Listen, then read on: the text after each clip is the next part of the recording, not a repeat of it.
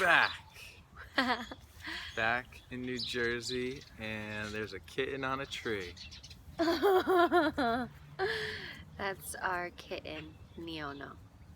Our Guatemalan, border hopping, airplane flying, boat riding kitten from Guatemala.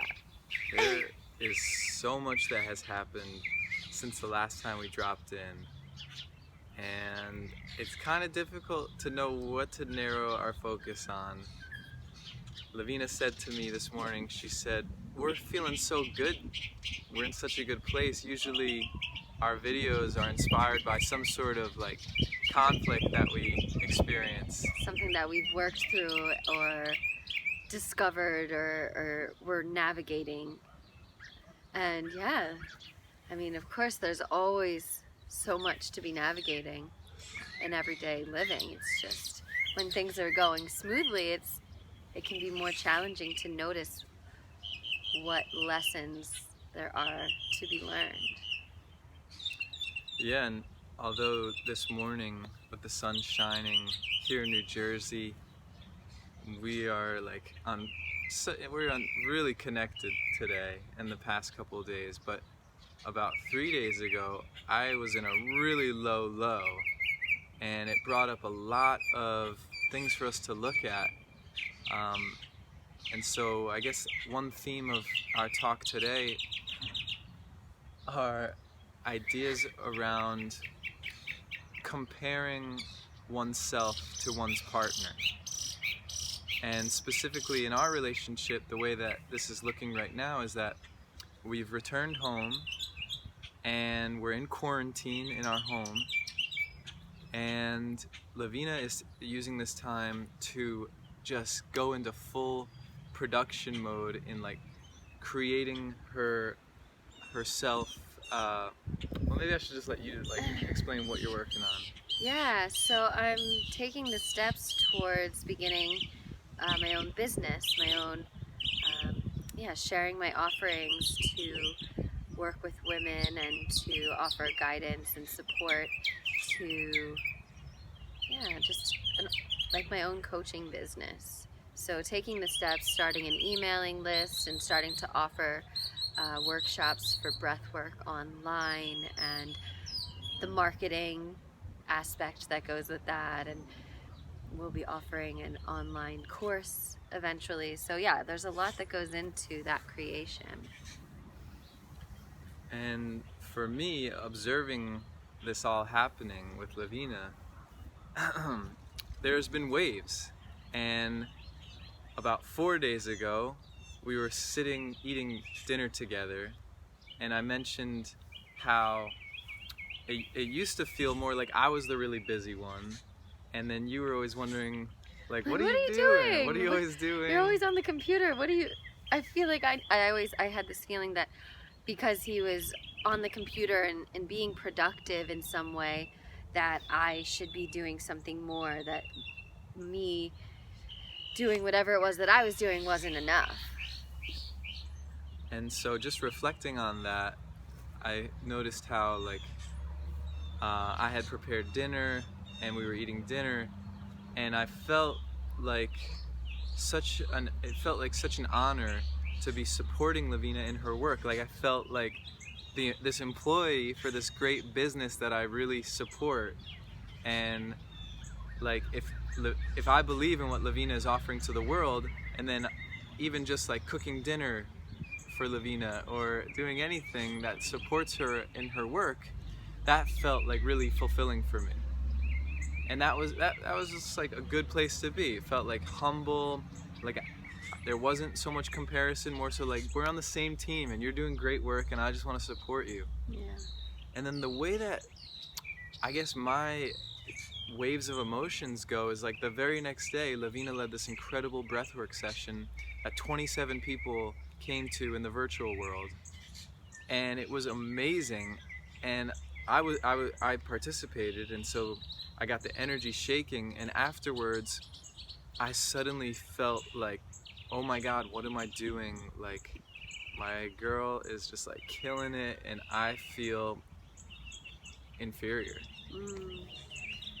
Yeah, it's so interesting how that can happen, and it's really great to be able to communicate about it so that we can see, we can presence and externalize this kind of sense of inadequacy and comparison, because it happens all the time in walking down the street. Maybe I'll see someone and my mind, there's this old way of thinking, this pattern of comparing, like, oh, maybe they're prettier than me, or they have a better body than me, or they, whatever my mind, whatever that chatter tries to do, that really is not, it's not helpful, and it doesn't feel good. And when those thoughts do arise, if I allow them to consume me as opposed to being the witness and recognizing them as that noise, and I really allow them to consume me and I embody that thinking, then my interactions with others are going to be jaded as well. Like, there's going to be some kind of energy that doesn't feel supportive, or because energy can be felt. And so yeah, I could feel this energy from Harry, and it can be challenging to be like, it's not like my mind is thinking, oh, you're jealous of me. I can just feel that there's like a disconnect and there's something going on. And so how do we move with that? How do we work with that kind of disconnect?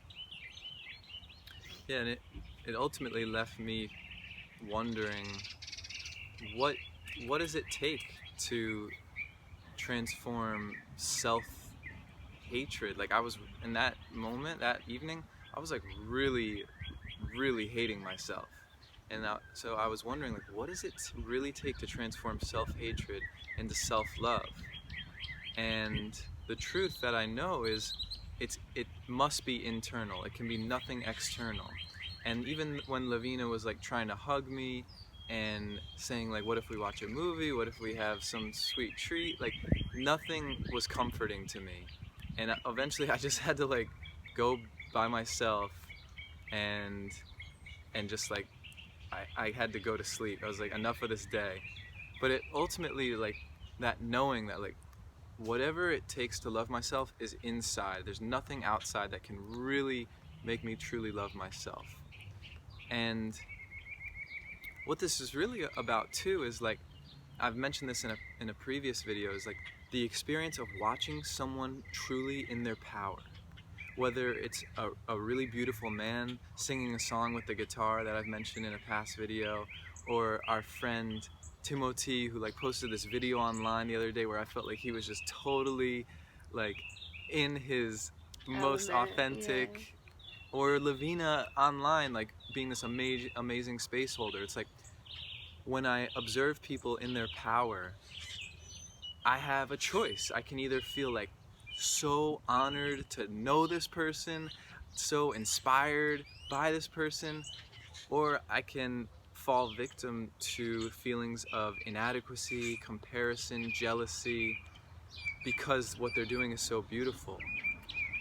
Yeah.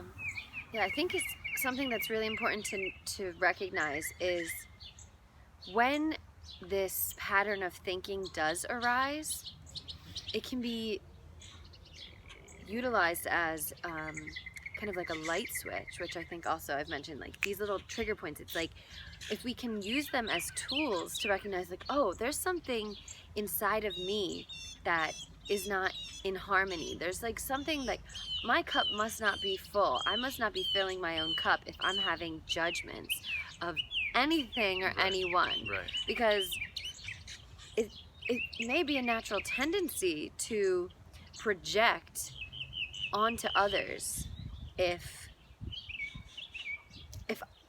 there's any kind of judgment. It's always like, oh, there's something going on with me.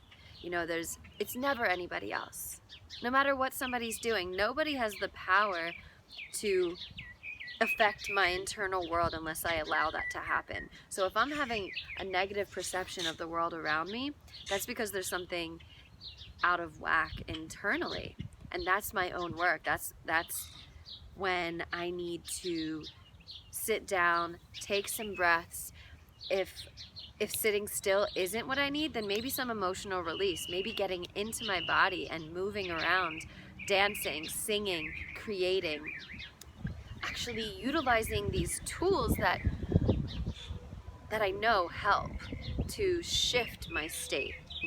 Shifting my state is the only way to shake it and to offer myself love, because if I am feeling good inside myself, then I'm going to be seeing the light in others as well. Yeah, and the way that it showed itself with us was like when Lavina was on her computer and she's doing something for her online business, I was feeling like, yo, what the heck? Like, what about us? What about us hanging out? Like, and I had these thoughts like, you're too busy for me. And like, that's not a voice that I really want to embody. It's not a story that I want to experience. Like, and so the judgment that I'm having is this negative judgment. Lavina is always on her phone. But obviously, as Lavina's saying, that's reflecting something in me, which is like an insecurity of like, Lavina's like getting shit done. What am I doing if I'm just like waiting around for my girlfriend to be done so that we can do something? And also just recognizing that all of it is okay. Like, it's okay for me to be like, hey, when are you gonna come hang out with me? Like, that's okay too. And also, like, I want to feel independent enough that like, oh, you're working on something? All right, yeah, I'll just like go keep doing what I was gonna do. And then whenever you're done, like, we'll link up. Yeah, I think, being that the entire world is experiencing this global shutdown, this pause.